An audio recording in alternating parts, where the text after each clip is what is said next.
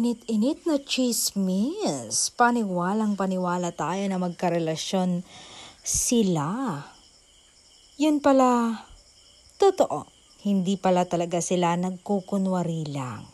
Dahil kagabi sa tally lunch ay pinakilala niya sa lahat ng kaibigan na dumalo sa event na boyfriend niya nga ang aktor. Dahil kitang-kita naman kagabi, parang husband ang peg ng aktor. Talagang agaw eksena ang kanyang pagdating. At nakuhanan pa nga ang kilig at ngiti ni Belle habang pinagmamasdan ang aktor na papasok sa event.